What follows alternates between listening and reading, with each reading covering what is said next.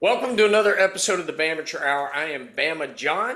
I've got T-Pain and G Money on this episode. We're going to preview the huge Alabama game with Tennessee. It is the third Saturday in October. It is a battle of Heisman contenders for the second week in a row. You've got Ty Simpson for Bama. You got Joey Aguilar for Tennessee, both having great seasons, putting up big numbers. It's also a battle of high-powered offenses. Is Bama battle-tested? You bet. Is Tennessee battle-tested? Not so sure. We're going to chop it all up here. Today is Thursday, October 16th, 2025, in the year of our Lord. Thank you for tuning in. We now have over 5,200 subscribers on the YouTube channel and growing. We're ahead to 10,000, baby. We're going to get there. Thank you all for listening, subscribing, hit the notify button, and if you access us on the various podcast outlets for the audio, thank you, whether it's Apple, iHeart, Spotify, RSS, and the like. All right, guys, where are we now with Bama in control of its own destiny? 5-1 at the turn, 3-0 in the SEC.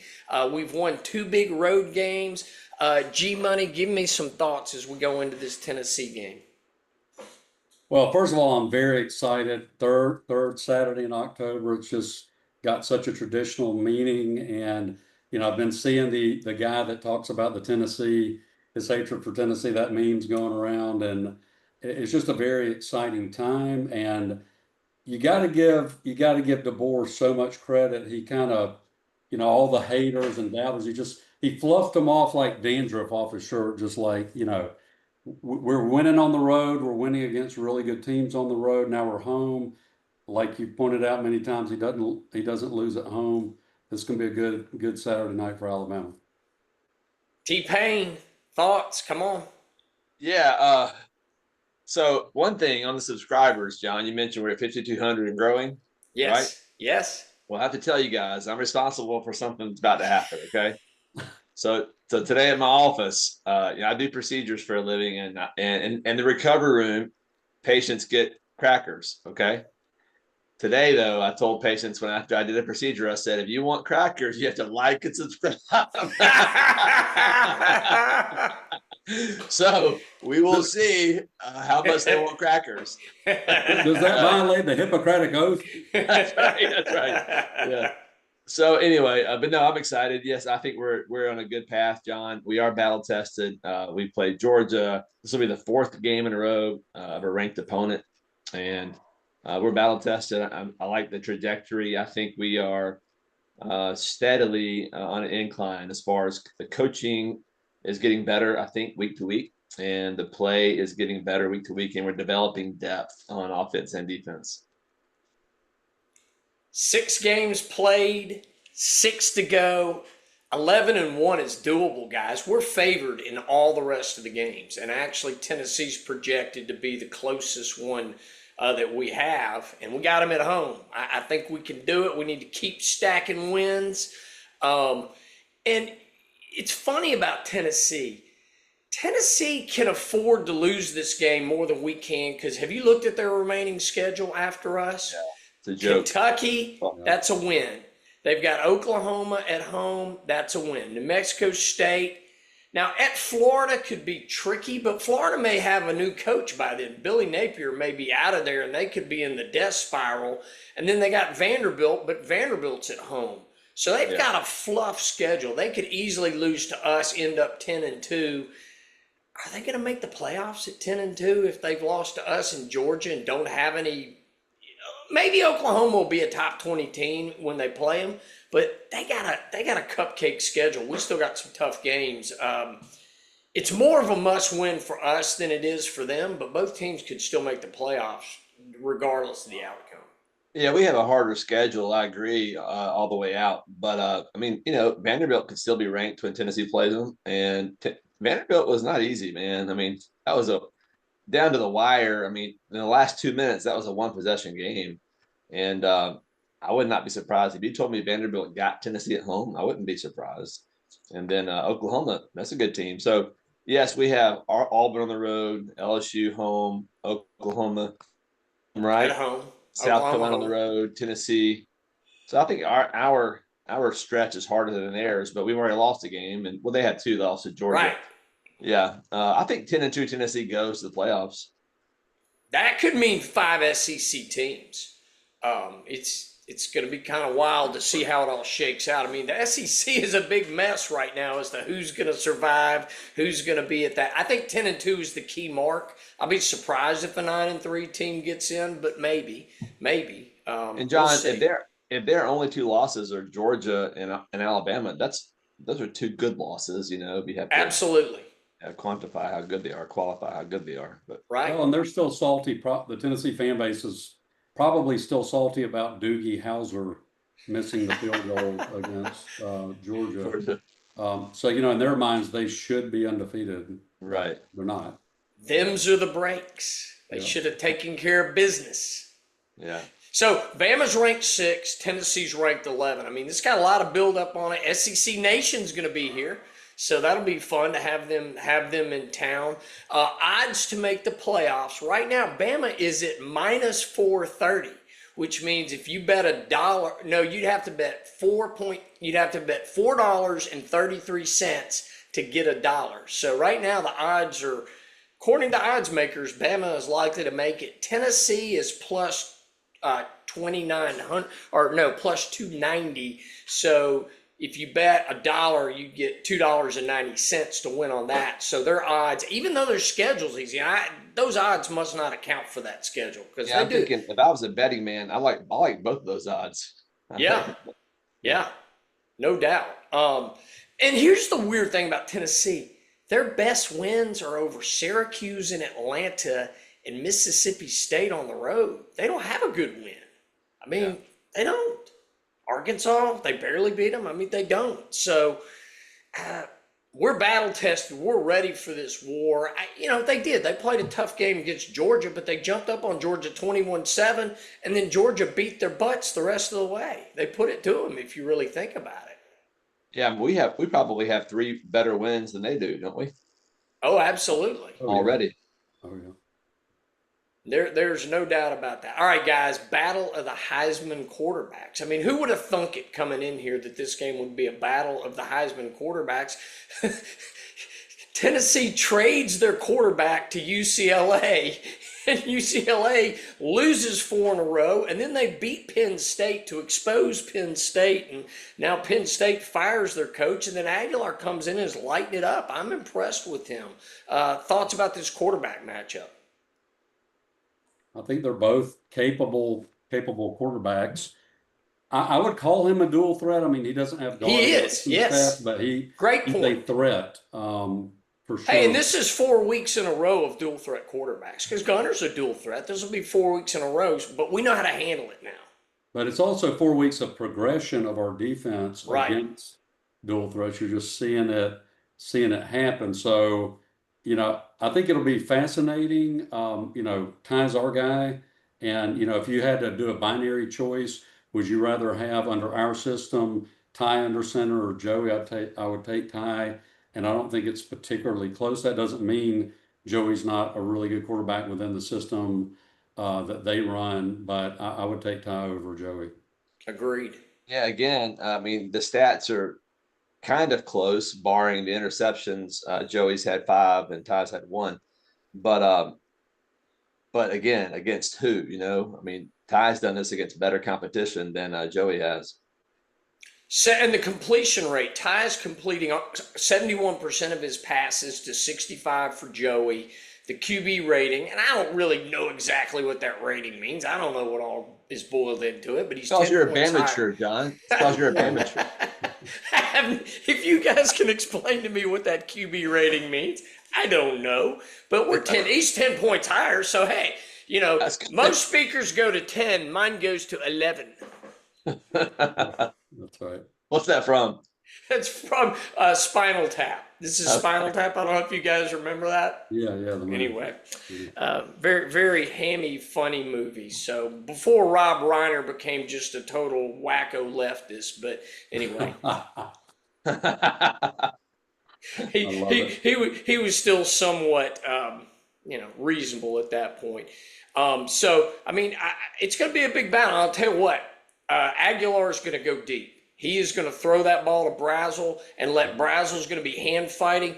I hope they call offensive pass interference, because I don't know if you guys have noticed that Brazel has a tendency to push off and to clear out the corner on him.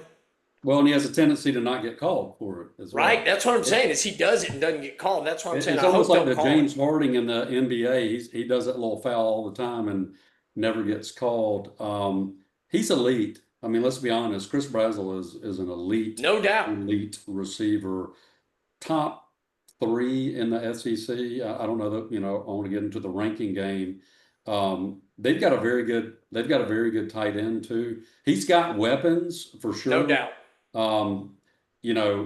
If you did a mathematical formula, and I'm sure there are those available on the internet, they're like, what are their projected, points? I think they're going to score. I mean, I do. Of course, our consensus against Missouri and Vandy were kind of, I would say, close or whatever. So we can get later into our final predictions or whatever. But I would be shocked if Tennessee scores less than, say, 20 points. Like, that would be shocking to me. I'm kind of going to be shocked if they score less than 30. I'm kind of looking for a 42-35. Not to get ahead of myself, but I'm looking for something in that range. I think it's going to be a high-scoring game unless we can chew clock. And guess what Ty's great at doing? Chewing clock. He can run the 2-minute drill when we need to score quick, and he can chew clock, Rick, as long as Ryan Grubb doesn't go ADD and start taking shot plays from our own 20 and get Ty sacked, and then we're in a big hole and we give up stupid touchdowns. So I had to take that shot in there, but that I think that's one thing. But I mean, they can score quick. It wouldn't surprise me if their average drive when they score is under 2 minutes. That wouldn't surprise me at all. Yeah. Yeah. We've talked about Ty throwing over the middle so much, and that loosened up a little bit against Missouri. But I never made the connection that might have something to do with clock management. If it's 2nd and 7, you got a 5-yard reception to Cuevas, and the clock keeps running on, like you're saying, that's equivalent to a pass unless you got out of bounds or to a run. Oh, right. Or whatever. That's a valuable clock chewer itself, is staying over the middle and inbounds. And I love, people keep dogging us for not being a good running team, but it's exactly what you said, Gary, that we use the short pass in lieu of the run to open everything up. And then you have to force them into coverage, and then you can run the ball. I don't know what Jam, and we can talk about this, I don't know what Jam's availability is. I'm kind of pessimistic on it. I don't know if you guys have heard anything else, but I'm afraid he's going to still be in a concussion protocol. So I'm hoping a Daniel Hill, a Kevin Riley, somebody can step up and get those tough yards, because Jam's been great the last 3 weeks. He has been all that we wanted him to be his senior year, and I hate the fact that he was injured and missed the first games leading up to the Georgia game, and then he got that bad, and I can't believe they didn't call targeting. I'm still mad about that. I am still mad they didn't call targeting on that. Yeah, it's like he got a concussion. How did he get that? Helmet to helmet. Right. And it was clear, I thought, on the replay. How did they not see that? I don't know. Is that a medical opinion, Rick? It is. That's right. Yeah, he was concussed before he hit the ground. So there is no doubt. So I look at, these are both too high scoring. When we look at the offensive stats, I mean, they're averaging 48 points a game. It's crazy. Total offense, 527 a game in yardage. Well, I was going to say, so if our offensive line does their job, okay, we should be able to run the ball. I mean, Arkansas ran for 240 yards on Tennessee. Georgia had a big night rushing when they played in Knoxville. We should be able to run the ball. And then if you, like you're saying, John, if you include our little dinks and dunks, whether they're flares to Riley or whatever, if you include those sort of in an umbrella of quasi-rushing, I think we're going to put up some very nice numbers rushing, including quasi-rushing. Yeah, and I think Tennessee has the worst pass defense, right, in the SEC. Yes. Yeah. So I think Ty's going to have a field day. I mean, and yes, I want the line to give him protection for a long time. But I think the way Ryan Grubb designs it, we don't have to have a lot of time to get the passes off. So like you said, the short passes. So I think we'll have success. Period. So I expect us to score almost every possession. Maybe not a touchdown, but some points almost every possession. And at home, we don't have to deal with the crowd noise either. They do, we Right. don't. That is big time in our favor. And don't discount that fact that we beat Tennessee at home. And DeBoer doesn't lose at home, and they're in trouble. They're coming into the T-Pain House of Pain. That's right. House That's of right. Pain. Hey, boys, get with the weather, night game, Tennessee coming to town. Get your cigars ready, boys, and your lighter. Hey, look here, boys. Got my cigar cutter ready, boy. I love I it. love it. But you're not endorsing tobacco use, right? No, that's right. No, I did not inhale. Hey, here's a couple interesting stats about their offense. Their third down conversion rate is only 48%, and we're at 58%. And their time of possession in their games, even though they're putting up 48 points a game, is 26 minutes per game. That's kind of shocking. I guess that just shows you they got a quick strike offense. Yeah. And So I think, Go ahead, Rick. I think if we, I mean, this is maybe true of a lot of teams, but if we stop them twice a half, especially, and they keep on 2 possessions a half, and they don't score, I think we beat them by 15, 14 points. I was going to say, I'm hoping at the end of the night, and I believe this to be true, but I'm hoping at the end of the night, nobody knows the name Max Gilbert. And the reason I hope you don't know that name, that's their kicker. He's 2 for 2, over 50 yards. You know, could lightning strike and we be in some compromised position because of turnovers? Or, you know, could it happen that he's kicking a long field goal at the end of the game to take the lead? Let's hope not. I hope nobody knows the name Max Gilbert Saturday night. Well, and to your guys' point about their bad pass defense, their All-American cornerback hadn't played this season, and he's still recovering from an injury. And I'm not sure he's going to play at all. He had an ACL, torn ACL, and he's not ready to go. So unless they're hiding that and he's magically going to be ready to go and ready to play, which you wouldn't think they would want to insert him for the first time against Alabama. They'd want to give him a warm-up game. That's huge. That's huge because that guy's legit. G-Money, I hope on the flip side of that, everyone in the country doesn't know Talty's name because you probably missed something. Hey, because of the duck hook, they already know his name. But That's right. I will say this: so Missouri, and I missed the post game review or whatever, but you know, we talked about in the pregame to Missouri about Missouri having pieces. Tennessee's got some pieces. I mean, and they've got some pieces on defense, obviously on offense, but they got some pieces on defense as well. Like we talked about Damon Wilson before Missouri. He had a very big game against us. Tyree West, he's their LT Overton. That guy is an elite player, will be playing on Sundays. They have pieces in their front seven that if our offensive line doesn't do their job and doesn't play assignment football and communication football, Ty could be on his back foot a la FSU. I don't think that's going to happen, but there's certainly a risk of that happening. I think that's one of the risks to us to not winning the game. And maybe in my mind, the primary risk is that our offensive line doesn't play well enough, even though they have been progressing. There were some moments in the Missouri game that's like, ugh. So 4 sacks per game. They average 4 sacks per game, and they average 8 tackles for loss per game. Now, let's remember the competition was at the highest level. And somebody that I just put out a little slam you video today, Joel Klatt, which Rick pointed out to me, he was hyping up how Missouri was going to beat Alabama and how Missouri had all these stats over them. Well, Tennessee's stats are a little inflated because they hadn't played anybody other than Georgia.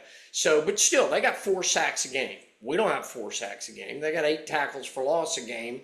We don't have that. So, and they've gotten turnovers and 10, I think they've got 10 QB hurries for the season. And so, yeah, they will pressure us. If Simpson sits back there and holds on to the ball too long, or if they speed rush Wilkin, and Wilkin may not be starting. We know that right tackle position may be ceded to Michael Carroll, but he's not going to be able to hold up on an island without somebody chipping on his side. That's going to be a disaster. But fortunately, Ty's been very good at getting rid of the ball. But yes, you're right. That pass rush is going to be fierce. And by the way, I'm not on social media much, but did I see a post where you kind of mic dropped on Stephen A. Smith with his ridiculous? You did. I slammed him too. Thank you for doing that. Thank you for doing that. You're our hero, Bama John. Yeah. He deserved it. Stephen A. needed to eat it on that one. That was I like Stephen A. and I enjoy him and he's entertaining, but that was a ridiculous take and he needs to be held accountable for it. Yes. It was. Agreed. Hey, John and Gary, when you look at the stats head to head and considering who they played, who we played, as I go down, I mean, we just have such an advantage in this game. I think, like, for instance, time of possession, as John said, we average 34 minutes, and that's against better quality. They allow 29 points a game, y'all. They allow 29 points a game against that schedule. We're gonna be in the 30s to 40s, I think, fairly easily. They allow almost 400 yards a game against this town. We're gonna have over 400 yards. They allow 260 yards a game passing against that schedule.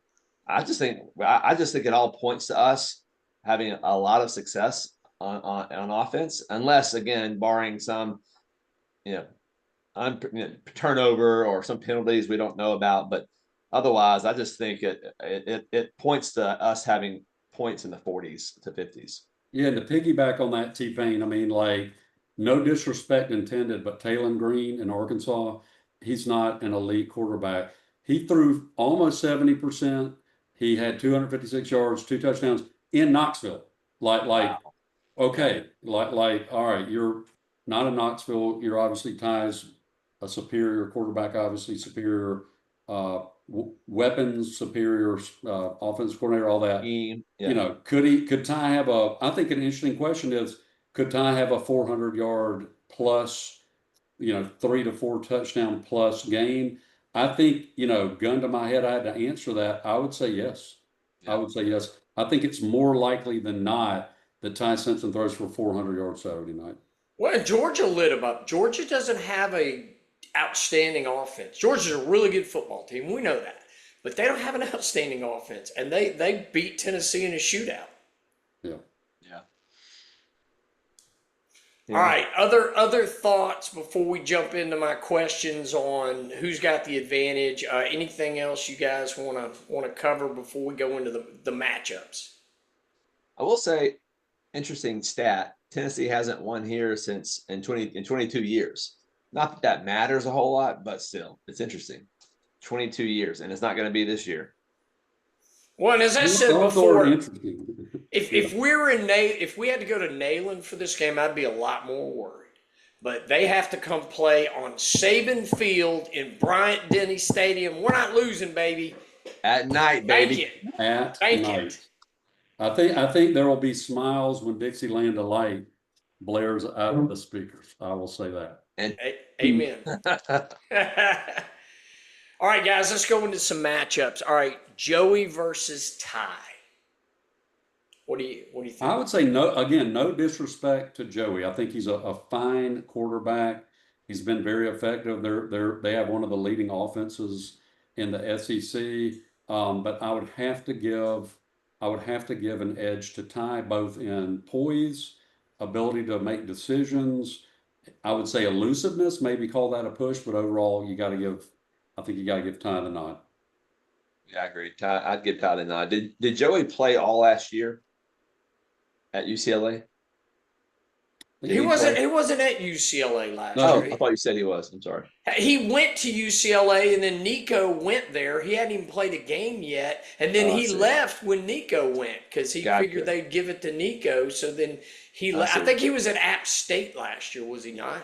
I don't know, but my point is he's probably played a good bit in his career. He's played. He's very, very experienced. So he's I say that to say, I think Ty, he's only played 6 games, and he already looks better than Joey. So, and I think he is literally I think he has more talent than Joey to play the position. And His touch is amazing. I mean, look at that pass to Brooks last week. That's crazy. I just think Ty is a better quarterback, and then every week he seems to grow. And I think Joey's kind of what he is. I mean, he's played a few years already, and he's a good quarterback, and he's in a good system. But Ty's better.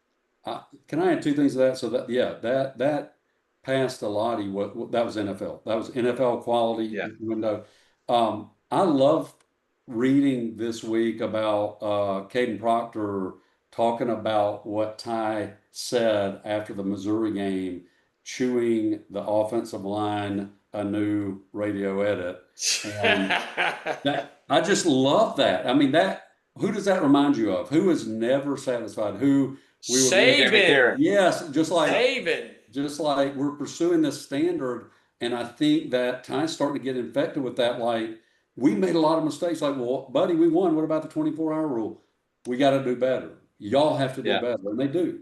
They do. And he said he has to do better as well. He needs to not hold on to the ball so long. He needs to do better, but he's playing great. I mean, he's shot up to a first-round draft pick by Mel Kiper. He's ranked as the number 3 quarterback in the draft class now, which he wasn't on his radar. Aguilar's not rated as a first-round quarterback. I think people are giving him a lot of respect. I bet he'll get drafted, but he's not rated at that same level. And Ty has played tougher games, harder games, won big games on the road. You can't consider winning at Mississippi State on the road in overtime the same as going to Como and winning or going to Athens and winning. That's not the same. And having to go in your first game ever and have your coaches coach terribly, your players play terribly, and you still accord yourself well when you got humiliated. And he's done great. So I love the fact that he's seen it. He is ready for this. Preach it, John. Hey, we're going to change your name from Bama John to Reverend John. Preach it, baby. The right Reverend John. Right, Reverend John. But I do love the Battle of the Heismans, and this is another week to solidify that Ty's going to be in New York for that ceremony. I can't wait. I love it. Maybe the Bamateur Hour is going to New York. That's right. For the ceremony. Hey, Gary, when you said Ty supposedly chewed the offensive line out, that reminded me a little bit of A.J. McCarron getting in an argument with who was the Barrett Jones. When the game's over. I mean, I know it's different, but I think he shows a lot of the same leadership qualities that A.J. McCarron showed. And I like his poise. I like his attitude. I like his ownership of the team. I just think he's destined for some good things this year. I love that comment. That we made that comparison earlier in the year, trying to figure out before the FSU game who might Ty be compared to that had a nice legacy at Alabama. And AJ came to mind. The difference is, though, AJ was like, he had the it factor, no doubt. And I think Ty's, like you're saying, T-Pain, I think Ty's showing us he does too. Right. AJ, though, was always stereotyped as a game manager. Right. And Ty may be a game manager, but the system that he plays in is so efficient and his decision making so good. I think he's more than a game manager in anybody's book when he's on. You don't make that 4th down throw if you're just a game manager. Right. That was elite. That was NFL quality. Put it right, and I mean up and over, and dropped it in the bucket where only Lots Brooks could catch it, and then Brooks came up. Brooks ran the great route, and he caught it. That was and I know that that play is the best play of the game, but I really do love that down the seam pass in the end zone to Isaiah Horton. That was gorgeous. Beautiful. That was gorgeous. That was gorgeous. Well, and guys, the Daniel Hill little play, he had to throw it up and over a lineman and then drop it, and then Hill had to time his jump right. That was not an easy. They made it look easy. That was not an easy play to execute. Some other quarterbacks might not have been able to make that play that we've had. Oh, speaking of number 4 last year, that play right there, he could not do. Oh yeah. We're reminded every play that quarterback matters, and Milroe did some amazing things. Right. We owe a debt of gratitude to some of the stuff he did do, but this is a different ballgame now. So the big difference to me between Ty and Milroe is Milroe's highs, particularly running the ball, were elite. But Ty's passing highs, other than maybe throwing just a deep go route, are better than Milroe's. His short intermediate game's much better, but his floor is much higher than Milroe's. Because Milroe could get you beat by holding on the ball too long, taking sacks, running across the line, then throwing the ball, not seeing the field, not going through his progressions. Ty's doing, and let me give you a little inside baseball. There's a place called QB Country, and that's where Ty trained in middle school and high school. It's run by the Moores. One of them's name is Tom Moore. Tom Moore was Peyton Manning's QB coach in Indy. So this QB Country run by the Moores, so he's had that training under them. Then he comes here, and Dabo wanted him badly over Cade Klubnik. Dabo wishes he had Ty Simpson, but Ty came here and he sat. He sat behind Bryce Young. And then we hired Tommy Reese as the OC. Tommy comes from Notre Dame. They elevate Milroe because he's more of a dual threat than Ty, and Ty's young. But then they put Buckner ahead of Ty. I really think Ty got a raw deal his sophomore year when they gave Buckner the chance to unseat Milroe.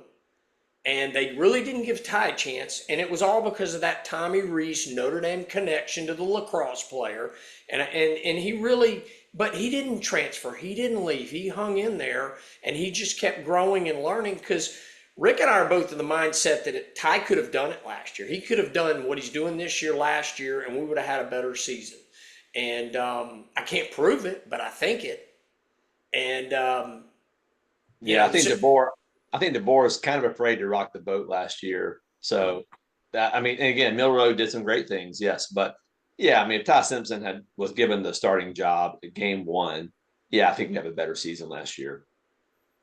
And I also think if Reese hadn't have been here, he would have had a chance to unseat Milroe when they were both competing at it. I get there's both his sophomores, right? They were both true sophomores that year. Right. I was just saying I had suppressed the name Buckner. That it was just like, this is our best, it was, Right. Yeah. And that was favoritism, right, Rick? That was favoritism that Reese gave Buckner the opportunity. I remember last year, John, going to the basketball games in January and February, seeing DeBoer sitting next to Milroe. Right then, I thought, what are you doing? I mean, you don't need to be joined to the hip with a guy you haven't even seen throw yet in practice. Just wait and see. So I knew then that he was going to be the starter. And I knew Ty didn't have a chance. And I admire Ty so much because, like you said, he sat out last year, and I believe he's on the sideline watching Milroe do things that he can't do, like the runs against Georgia. But he's also watching Milroe do things that he knows he wouldn't do. Like he knows he wouldn't run past the line of scrimmage over and over again. He also knows, hey, I can plays like he does this year. You see him audibling this year. Milroe never did that. Milroe just ran the play, and I don't think he had authority. I don't think Milroe had authority. But to defend him real quick, and I don't want to relitigate last year, but you got to remember two things. Not just Kalen was new. You got to remember Milroe had, and Ty has this too, impeccable integrity. Impeccable integrity as a person. He owned the locker room. There were so many players looked up to him as the leader of the team, and it was his turn. So I understand why I don't fault DeBoer at all for not playing Ty as the starter last year. Now I think there are a couple of individual games I wish he would have yanked him and put Ty in a little earlier and played him a lot more. But I think Sullivan's last name might be Milroe. I'm just kidding.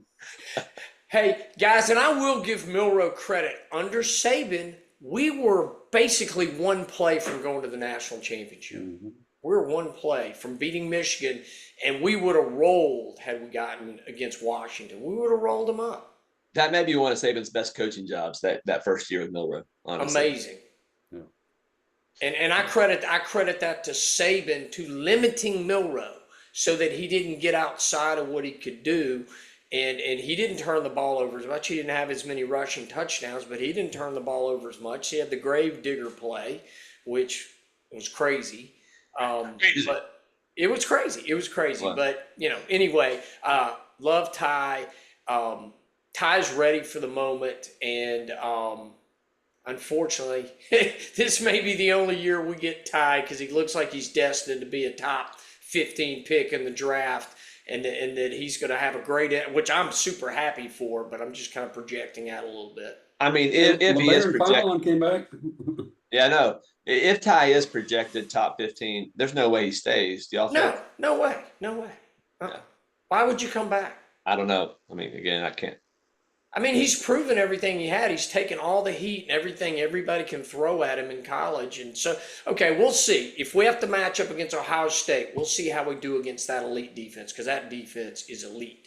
If we have to play, if Texas, somehow we end up playing Texas, they have a great defense. There's no doubt about that. I'm not so sure Indiana's defense is as elite as Ohio State, but Indiana I'm really impressed with. They'll be a tough out. Oklahoma's defense is for real. Brent Venables is, and Kane Womack, quit trying to beat Brent Venables. Brent Venables, you are not. You don't know how to do elite blitzing. Stop it. Quit trying to do it. We're getting gashed with your dumb, stupid blitzes. But anyway, that's another rant to go on. But anyway, stop it. Hey, you're like the white Stephen A. Smith. That's right. But there's truth in that, baby. There's truth. That's right. All right, speaking of that, next question. Can Kane's defense stop or limit Joey in Tennessee? And Joey Aguilar may be the best dual threat quarterback. You could say maybe Pavia, maybe Aguilar, but can we limit him enough to make sure that we get the win? Your thoughts on Kane and the defense? I think it depends on what you mean by limit. And we enough to win. How about that? Yeah, if that's the question, the answer is a resounding yes. If you said, can we hold them less than 4 touchdowns total? I'm not so sure. We'll see. John, the way our defense has performed thus far this year, it does seem like when we get to the red zone, we play a little better. And I think this offense of Tennessee is not as, I haven't watched them play a whole lot, I have to say. But I just feel like they're better at big shots. And so I think once the field starts shrinking, I think our defensive backs might have more success. So yeah, I think the way our defense is designed so far this year, I think we'll have success at stopping them. Yeah, and Dijon, watching Dijon, man.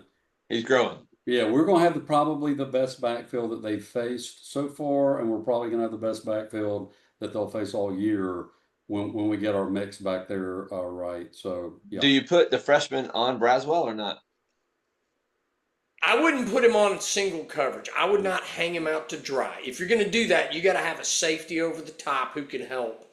Don't do like we did against Squirrel White. Put him in press coverage because Brazel's going to eat his lunch.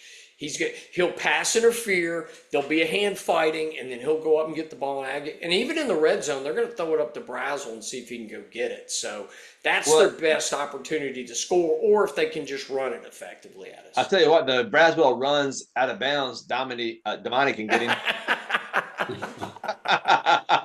Savage. Oh, come on, Damani, play better. I'm just kidding. We Damani, love you. Damani, play better. Play better. I know that one play, Damani. I know what you were thinking, but let's get you back on the field. Keep playing hard. Let's go. Exactly. All right. Any other thoughts about the defense going up against Joey and that high? They're a high-powered passing offense, but they're a vertical passing game. That's what they do. Yeah. I would add one more thing. It's not just Chris Brazel. So Braylon Staley is a very legitimate back. Agreed. Receiver. He had over 100 yards against Arkansas. They have other weapons, and their tight end is a major weapon. I wouldn't say elite, but he's got really good stats, and he's very elusive for his size. So I think they're going to move the ball on us, but I think we'll. Is he Cuevas level or better? You think? I would say he's better. He's more athletic. He's more athletic than Cuevas. Miles Kitselman. He's probably playing in the NFL. Yeah, and Aguilar's going to scramble for yards too. We've got to contain him. We got to be worried about that. He's a true dual threat quarterback, and I don't know. We can turn him over, but I think he's going to be more of a problem than Prebula. I think he's going to be on the level of Diego Pavia as a problem, except he throws the ball better deep. He throws a better deep ball. To me, he's Diego with a better deep ball. He's got a better deep ball because he has better receivers than Navy. Yeah, true. That's true. Yeah. But I just think they do, and they're going to do that hurry up too. They don't want us to sub in. They just want to just push, push, push. So, all right. So let's go now to the Bama O line versus the Tennessee D line, guys. What do you think? Probably Tennessee D-line. It pains me. See what I did there? It pains me to agree with you. So they've got some players. They just have some really elite players at defensive line, which belies some of the rushing statistics and that kind of thing. But they got three guys that have at least 3 sacks or defensive linemen. They have, like I said, they got a guy that looks like LT. They got a guy that Caleb Herring, who is a huge, strong, athletic guy that can move linemen who are 300 plus pounds. I would have to give the edge to Tennessee.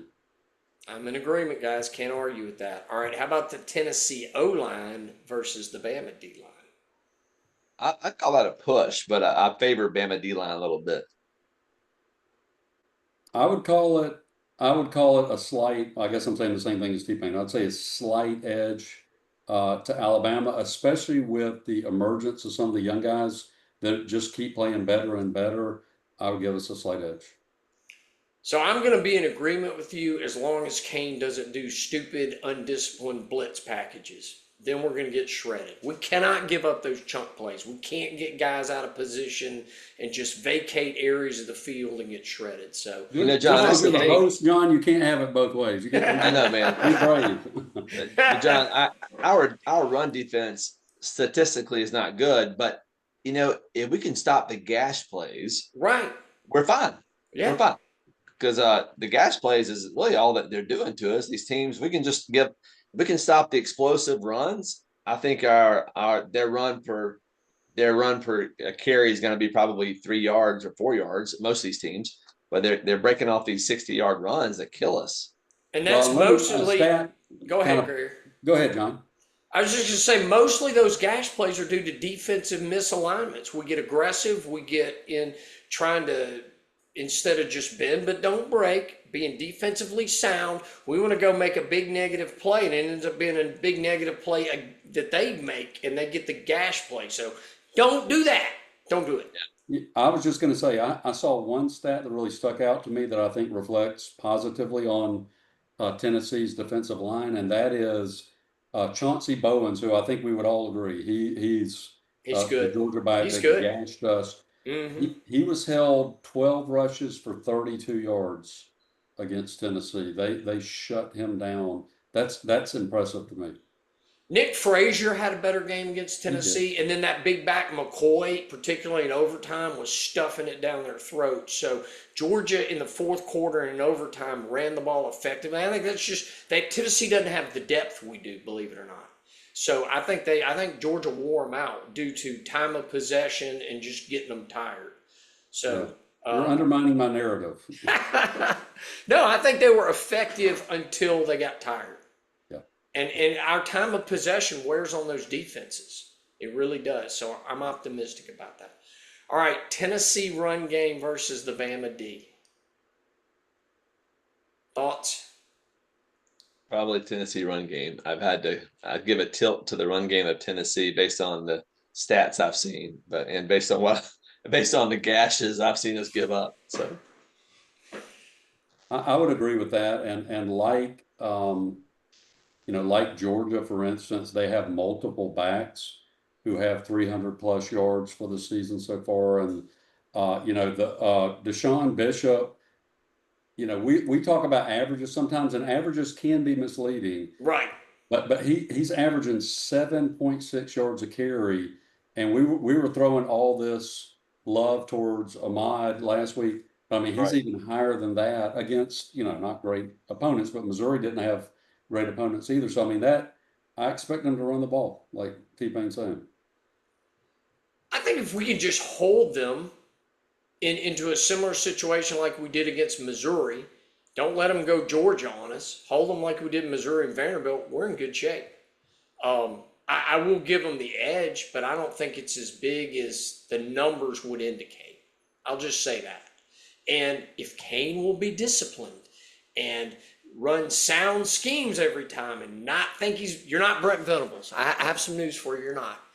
If he'll do that, I really think we'll be fine. And Tennessee's run game won't beat us. They might put some numbers up, but that's not going to beat us. All right, how about the?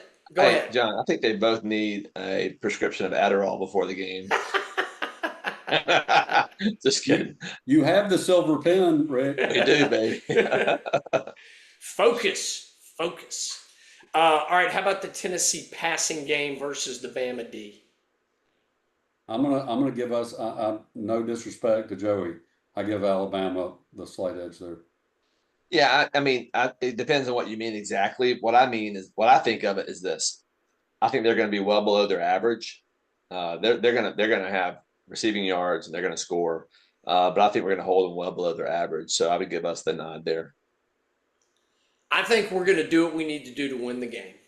And that's what I'll say about that is they're going to get some yards. Aguilar's probably going to have 300 yards. He might throw for 3 touchdown passes, but we're going to do what we need to do to make sure they don't beat us.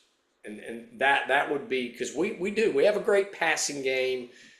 Again, as long as we're schematically sound, I really believe in our ability to defend the pass. So come on, do it. Do it. And this gets to my next question, which I always ask. Can Bama play assignment football and discipline football on defense and not give up the big chunk plays on 3rd and 4th down that get you beat?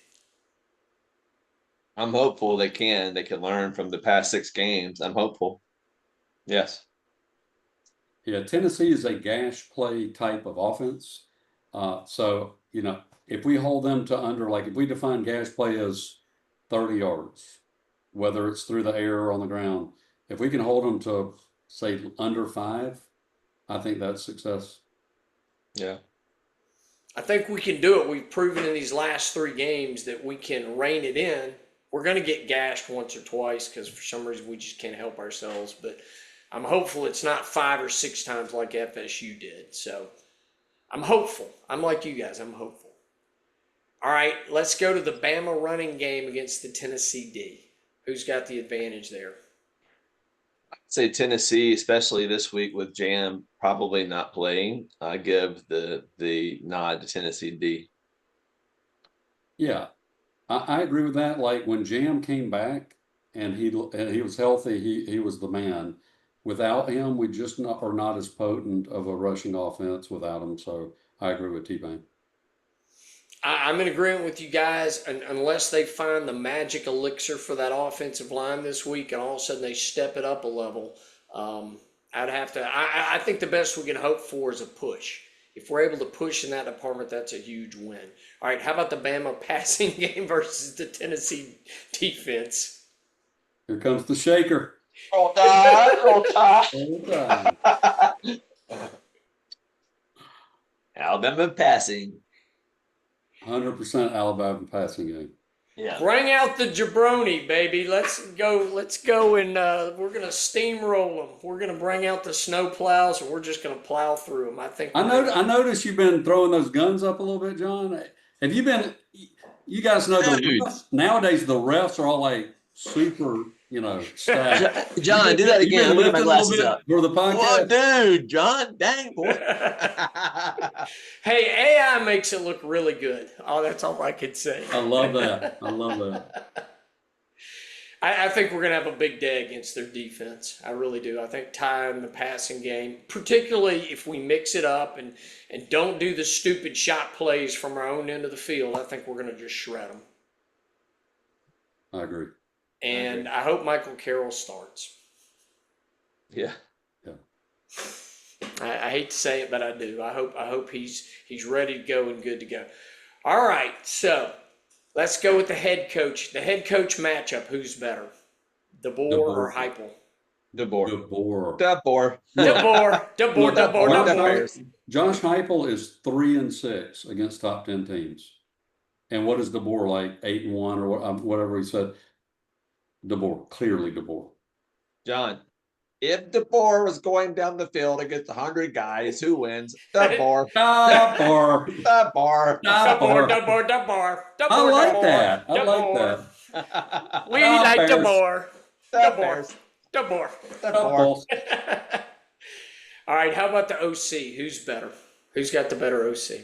I like Grubb, baby. RG, 100 times out of 100. I have to give credit to Tennessee's offense. They're very potent, but Ryan Grubb, as long as you don't go ADD, he's great. Does Heupel Well, run also, the this is offense, or is it who's the OC there? Do y'all know? I don't know who it is, but it's Heupel's offense. It's Joey Housley. Okay. And the fact that you don't know his name tells you a little something. This is not the volunteer amateur hour. This is we got to give credit where credit is due. And Ryan Grubb, we hate that you're going to get a huge head coaching job at the end of this year, but keep doing what you're doing. Keep doing what you're doing. Yeah. It's Heupel's offense, guys. I mean, I think whoever's the OC's in name only. And Heupel's a great offensive mind, but Grubb's better. Grubb's better. Defensive coordinator. Who's DeBoer. I'm sorry. DeBoer. I will say this so that's Denard Wilson is their guy. He plays a lot of like really aggressive coverages, man coverage. He's got 12 years of experience in the NFL. I would call that a push, just kind of out of respect for the fact that Alabama's defense is improving. And you could say, well, they're allowing all these points, but they seem to be gelling a little bit. So I would say a push. Yeah, I'd probably say a push too. I don't really know their defense too well, but I know our defense. I have a hard time saying us. So push is good. I kind of hate to say this, but if I could trade Kane for their DC, I would take that trade. I think they've got a really good defensive coordinator, but they're all American corners out, and he's hurt. They clearly don't have the depth like we do. So I think our defensive personnel is better than theirs. I think their defensive coach is better than ours. So, although I will say, Kane, if we see you out at North River playing tennis this offseason, hey man, listen, we like you and we think you're going to get better every week. We pull for you. We want you to do better. We are rooting for you. Just don't do crazy blitzing. Yeah. No crazy blitzing. How about that? All right, special teams. I don't even know UT's situation, but I'd say UT. Max Gilbert. Yeah. Say the name, Max Gilbert. I'm afraid that Tennessee's got the edge there. I think they do. How about poise and penalties? Us at home. Alabama. And we've gotten better, guys. We've done better on all of those, being more disciplined, being more poised, less penalties. We've done better the last 3-4 weeks. I think we're maturing and we're growing. So I feel comfortable with that. And if you look at what the sound level is going to be on 3rd and long when Tennessee has the ball, the 12th man is going to be a factor in this game. Yes. Hey, they've ripped down the goalpost the last 2 times we've gone to Neyland Stadium. We're out for blood. Yeah. Another revenge game. We don't rip down goalposts here. Only if they played a national championship game and on Saban Field in Bryant-Denny Stadium would we rip the goalpost down. Right, and it would be warranted then, but other than that. Okay, what about in-game adjustments, halftime adjustments? Who do you trust more? Trust Kalen or do you trust Josh Heupel? I would say DeBoer, honestly. Number one, because I love the Chicago DeBoer. DeBoer. Anytime I can say DeBoer like that, I'm going to say it. But no, seriously though, if you look at the 2 games that I'm most familiar with that Tennessee was involved in are Arkansas and Georgia. If you look at the stats, first and second half, they didn't seem to make any kind of like amazing adjustments or whatever. DeBoer, I would just give him the edge there. Yeah, Gary, before you said that, I was thinking DeBoer.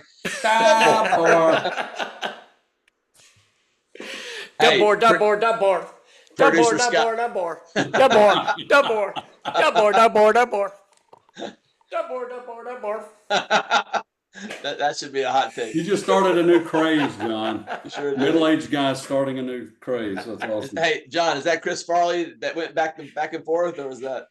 It was Chris Farley. It was Norm. Goodman. What's his name from Goodman? The guy that was on Cheers. Norm John from Goodman. Cheers. Yeah. And well, John Goodman, no, but I can't remember the name of George. Is it George Wendt? Maybe is he the guy that played Norm? From Yeah. Cheers? Norm. Yeah. DeBoer. I've That been to that bar. bar, and have you guys ever seen that bar in Boston? No. Yes, yeah, I've been to It's really Cheers. cool. It Yeah, is it's really cool. I was a big Cheers fan, so double. All right, who do you trust in a high-scoring shootout? Who do you trust to win? Because I think it's going to be a shootout. The bars. Are you saying coach or team? Whatever. I mean, the team coach, Bar. Bar. Bama and DeBoer. Bama and Bama. DeBoer. Bama and DeBoer. Look, okay, you guys are old enough to remember who Arthur Fonzarelli is. Oh, yeah. Okay, so I predicted that we were going to majorly cover against Missouri, and you know how Fonzie couldn't say the word wrong? Well, I'm not Fonzie, so I can say I was a little wrong about the Missouri thing. But We I won, think, though. We won. well, the line, I know, and we won by 3, but the line in this one's 7.5. I think Bama covers. I think we win by 2 digits. So I think Do you have a specific score you want to put out there? I do. Is now the Okay. time to put it out? Sure. Yeah, let's do it. Let's do it. I'm ready. Let's do it. Okay. I think we win 38-27. Okay. All right. I have Alabama and DeBoer at 45 and Tennessee at 31. Woo! I hope you guys are right. I'm once again, I think it'll be a little closer. 42 DeBoer, Heupel 35. I think we win by 7. I think we win. I don't think we cover. I think it's going to be a high scoring shootout. You won the score last week, John. You got the closest. So, Yeah. Props. Well, Props. we won. Again, I don't care if we win by 1. I want to win this game. I want to keep stacking wins, baby. But I think at home, we're not going to lay an egg like we did against South Carolina and almost lose it. I think we'll be in better control this time. I'm excited about it. I'm too. I'm real excited. I was reading an invite on my text message to go tailgate this weekend. It's here, boys. UT. Let's go. And you're going to go DeBoer. Yeah, I'm gonna start that this weekend. Everywhere I go. And give out some autographs too, right? That's right. I've been working on my autograph Yeah. T-Pain. That's right. All right, guys, let's talk a little Bama hoops. Let me see if I can get an update on the score. Anybody got an update on kind of how we finished out there? I don't. But hey, y'all, Ty Simpson's from Tennessee, isn't he? Yes, he is. That's huge. Absolutely. I mean, I think he wants to beat them bad. So All right, let me see if I can get us a score as to how we finished out. hey, this Alabama basketball team's pretty talented. I will say. I know we didn't look great, but they have a lot of talent.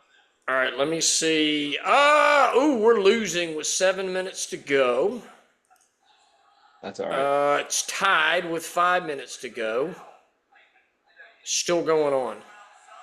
Are we in overtime? All right, so it's tied. Apparently, we're in a big battle. So I will shut that thing off and we'll leave it at that. So all of our subscribers, this is how the sausage is made. You know what I mean? This is now we're kind of this is really us now. Behind the curtain. That's right. Behind the curtain, baby. This is true. This is the true Bamature. So, guys, here are the questions that I wrote down before we went into this game, going into the basketball season, because I think we got 9 new players. We only got 4 guys back, or no, 5 guys back. So I think there's just a lot of question marks about this team and how they're going to go. So I said question number 1 for me that I want to see tonight and see over the next few weeks is LeBaron Philon. Can he consistently make threes? You know, is he elevated from a 31% three-point shooter to a 40% three-point shooter? Can he run the point guard? Sears is gone. Can he do that? Can he provide the leadership that we need? So that was point number 1 to me. Thoughts about Philon and kind of his impact on this team? I think he'll progress during the season like he did last year. But I will say this, and I'm not saying he's a better player, but Mark Sears is not easily replaced. No, he's not. He just, you know, when the pressure was there, the clock's running out, we knew who got the ball. Hopefully LeBaron can become that for us. He's not there now. but I think he'll progress over the year and be a key piece.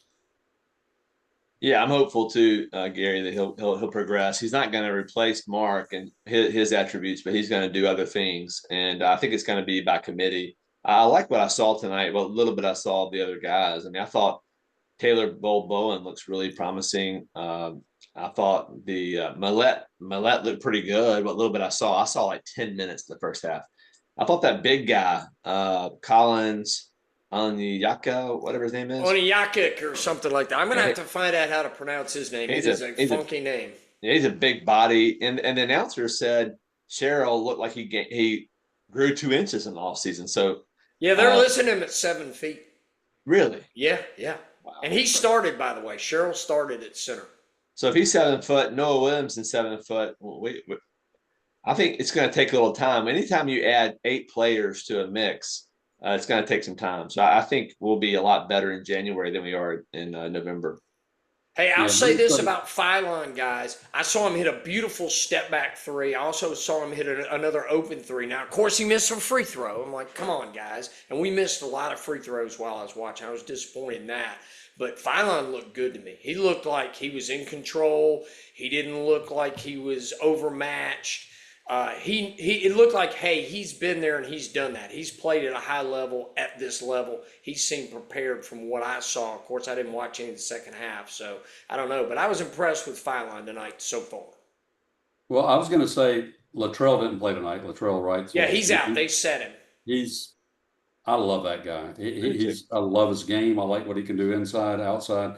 Amari Allen there's a lot of buzz around him. Mm-hmm. He looks like he's going to be a player. And Sherrell, he's, last year he would make plays. They're like, man, yeah. And then he would do things like, what are you doing? So we can hope that along with 2 inches in height that he has gained, that he's gained a little bit of decision making and experience, and can become a major factor, because we've got to have that rim protector. And it's just a big game. We're becoming like the NBA, where you get guards that are 6'5", 6'6". Now Mark Sears was an exception to that trend. We got to have the big guys. Yeah. Hey, I didn't see Williamson play in the game. I didn't see Noah Williamson out there at all. Yeah, I'm not sure. Is he injured? I didn't see a report to that, but I didn't see him play. And obviously, Bethea didn't play either. Jaleel Bethea didn't play, and he's injured. So you really had 3 guys. I don't know what's going on with Williamson, why he wasn't in the game, but I didn't see him in there at all. Did you see Murphy? Is he Preston Murphy tonight? I did not. Or Davian Hannah, number 4? I saw Hannah play. Okay. And I saw him make some good plays, and then I saw him make some freshman plays. So all 3 freshmen played. Hannah played, and who were the other freshmen? Jemison played, and Amari Allen, and they all looked legitimate. I mean, they can play at this level. They're all good players. I saw Hannah make a couple plays. I'm like, he doesn't look very good. And then I saw him come back down and make some legitimate D1 plays. So I was impressed with the freshmen overall. They were out there making it. Now, TBB, Taylor Bowen, that guy's good. He's long. He can shoot threes. He can defend. He can rebound. Bristow made a number of good plays. He was good out there. I really liked his game. Very excited to watch him play. I thought Cheryl was effective. So we got some players, guys. I think we got to figure out the mix. I'll tell you who was making a lot of bad plays was Holloway. Yeah. He was a ball stopper. He was too dribble centric. He was too much one-on-one. And I think when our offense is at its best, man, the ball is just moving, cut, pass, keep the ball moving and move it around till we get a good look. And I thought Holloway was doing too much one-on-one and not just working through the offense. So I was disappointed in that. And I think he's going to have to, Nate Oates is going to have to get on him, because he's better than that. And Gary, I think you're the one that said he's either great or terrible. And tonight we saw terrible Holloway, in my opinion. Yeah, but I will say this. So as the season progresses, just like last year, you got to have a couple of pieces where you have truly elite quickness. That kid is elite quickness. His first step is just lightning fast. And when he gets in rhythm shooting, he's really an asset to the team. The problem is there's a reason he didn't stay at Auburn, or, I'm not sure what the circumstances were there, but it wasn't like, they didn't throw $2 million at him to make him stay, because they knew both the good, the bad, and the ugly for him. Yeah, they had Tahad Pettiford coming in. They had other guards that played really well. They didn't need him. They really didn't. They made a business decision and decided they didn't need him, and we needed him. And I saw him drive with that elite quickness and then get his shot blocked. Yeah. And it was like, come on. And that's why I want to see him moving the ball, keep distributing, keep running around. Go, like Steph Curry does. Steph Curry doesn't hold the ball long. He's an elite shooter.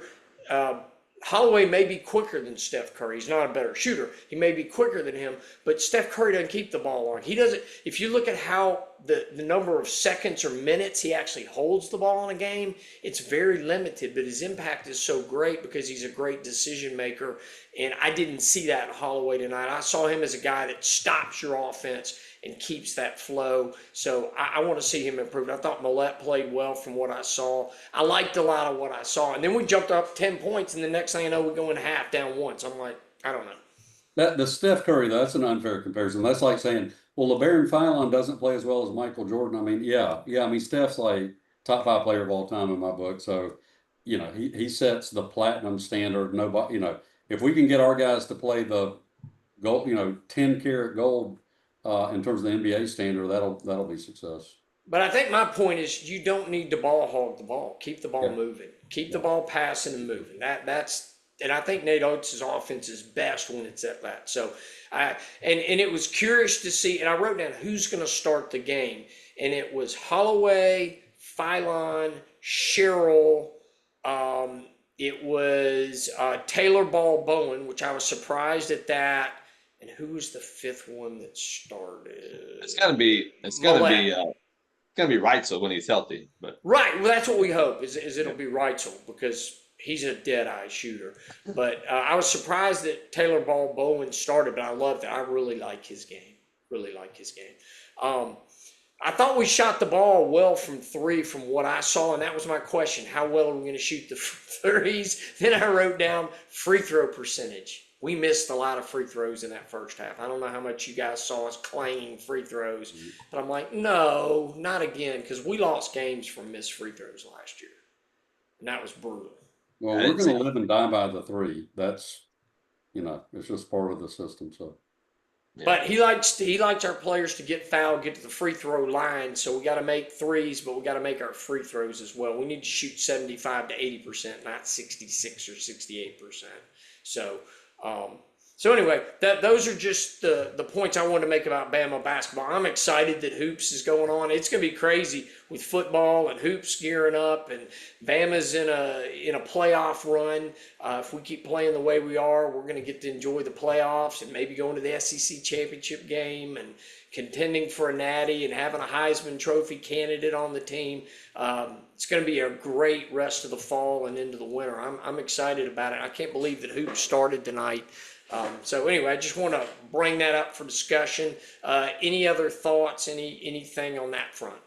I'll just say simply, I like the makeup of the team. And what I mean is just I think every team that goes far in the tournament has to have seniors, right? And we do have seniors. We have, 1, 2, 3, I think 3 seniors and like 4 juniors or 3 juniors. I just think I like we're not lopsided one way or the other. We have a lot of youth. We have a lot of experience too. So I like this team to develop over the season and make a run, man, in March. And how good does it feel where we can honestly sit in our chairs and know that we have top level coaches in football and basketball? Nate Oates, he's got 2 kids still in school here. He's, a family oriented father kind of figure. He's here for a while. We're glad to have him. I hope he'll stay here his whole career. That guy can flat out coach. He can flat out recruit. And just delighted to have him as our coach. Yeah. We've got DeBoer, and we got Nate Oates. I'm a huge Nate Oates fan. I'm a big believer that he will get the most he can out of this team. I'm thrilled. I am. Gary, ditto. I agree with everything you said. All right, any other thoughts about basketball before we just talk quick SEC standings? I'm good. Okay. Couple of things. You got Ole Miss at 3-0 in the SEC. You got Texas A&M at 3-0 in the SEC, and Alabama at 3-0. I think Texas A&M is really good. I think they're going to be right up there in contention for the playoff and for making the SEC championship game. I guess we're going to find out about Ole Miss. I'm not convinced on Ole Miss. What are you guys' thoughts about Texas A&M and Ole Miss? I think Ole Miss is not favored to win in Athens. I think I haven't seen the line in a couple of days, but I mean, I think they're disfavored by a field goal or something like that. I don't think it would surprise anybody if Georgia beats Ole Miss. Now, how they beat them is going to be interesting if they beat them. Texas A&M, they're starting to look scary. So that's my view. Yeah, I think I like A&M better than Ole Miss right now. We don't play either one of them as at this point in the schedule, but yeah, I'd rather play Ole Miss in Atlanta than A&M. Yeah. I agree with that, but I think Ole Miss, Gary, to your point, is going to go to Athens and lose. Lane Kiffin hasn't won any big road games in his career at Ole Miss. I mean, they went to Florida and laid an egg, or they were going to the playoffs. They let Kentucky beat them at home last year. How did that happen? I mean, and I think Kiffin's a really good coach. Their defensive coordinator, he's pretty good. But He's too busy on TikTok. yeah, but I think that I'm more worried about Texas A&M than Ole Miss. And then below that, obviously, the Alabama-Tennessee game is going to be a real separator in the SEC race. So that's a big game for us. LSU at Vandy. What do you think? I haven't seen the line on that, but I would not be surprised at all if Vandy wins that game. That's in Nashville, right? Yeah, it is. It is. Yeah, I would not be surprised at all. Vandy, look, we all saw the game here. They are a good team. I mean, they are a fundamentally sound team. I was very surprised at how many athletes they have on their team. Again, I haven't seen the line, so the line may say LSU, but I think Vandy wins that game. Yeah, if I was putting money on, I put money on Vandy there at home. Yeah. And that's another separator. The team, whoever loses that game, is really going to be struggling to try to make the playoffs. The winner of it's going to be in contention. I mean, Vandy wins that game, they're in contention for the playoffs. Now, it'd be funny if they beat Tennessee, and I'll be pulling for Vandy. You guys know I'm a Vandy fan, so I'd love to see them beat LSU. I'd love to see them go to Knoxville and beat the Big Orange. And what about Texas, guys? What do you make of Texas? They're the second level in the SEC. Yeah, it reminds me of education where money is not necessarily going to solve everything. Texas has as much money, more money than any program in the SEC. More money. They got more money, more money. They got the money.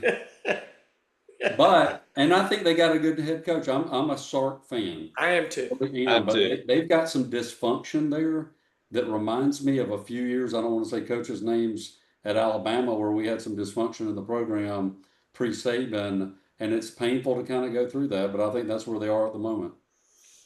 And I think Arch is going through growing pains. He wasn't ready for the big time. Then he got thrown to the wolves against Ohio State. I mean, what a hard first game to have to go to Columbus and play that defense. Matt Patricia, heck of a D coordinator with loaded talent, NFL talent all over the field on that team. And I think that shook him.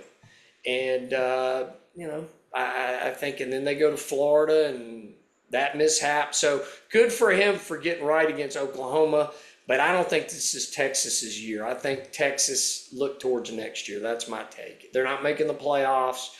They're not going to beat A&M. They could prove me wrong, but I think the trend is next year is going to be Texas's year. They have 2 losses right now or 3 right now? 2. They got 2. Who do they have left? Hard, you know? I mean, who's the A&M's the biggest tough game they have. I got you. But I think that's going to be tough for them. And then Missouri's at Auburn, right? I believe that's That's who right. Missouri That's right. plays. That's right. So Missouri's only got one loss. I mean, they could easily do a Tennessee and go 10-2 because they've got that weak schedule. Yeah. I mean, we could have a lot. We could have, I don't know, 5 or 6 10-2 teams potentially in the SEC, which would be crazy. I don't know how you'd shake all of that out. But anyway, those were the SEC teams I just wanted to make note of and get your take on it as we compete to see who's going to make the playoffs, and as we compete with them to get the SEC championship. Just get your thoughts on that. But I like our chances against any of them. I'm probably most afraid of Texas A&M at this point. They do have a dual threat quarterback who's pretty good. He went to my high school. He's a Montgomery Bell Academy graduate. But This is Mike Elko's second year, right? Correct. Yes. That's impressive. Impressive. Yeah. Yeah. So that's who I'm most scared of at this point, but we can beat any of them. I think we can play with anybody. Agreed. All right. Well, parting shots, guys. I know we've been on here a long time. We've gone through not just football hoops. We've gone through the SEC. G-Money parting shots. Parting shot is it's a great moment to be part of the Bama Nation. It's exciting. You know, yes, we got SEC Nation coming in. Sports Center easily could be here if the Georgia and Ole Miss game wasn't going to go on. What a great time to be a Bama fan. Roll Tide. I agree. It's a great time to be Bama Nation. It's a great time to have SEC Nation here. It's a great time to be part of Bamature Hour. It's a great time to have a coach like DeBoer. DeBoer. And I'm getting my little my $1 cigar cutter ready, baby. Hey, we're gonna be smoking them Saturday night, boys, at R&R Cigar. Just kidding. Hey, live looking 106 to 102 Alabama over Florida State, 31 seconds. Sweet. Make some free throws and send them home. Yeah. Send them packing. Sweet. All right, guys. Well, all I've got to say is DeBoer. DeBoer is the greatest coach in the world. DeBoer. Bama. Bama's the greatest producer team. Scott. I do not envy producer Scott. He's got so much material to work with. Man. All right, everyone. Thanks for listening. Subscribe, follow, like, hit the notify button wherever you access the podcast. We love having you all on here. God bless and roll Tide. Roll Tide.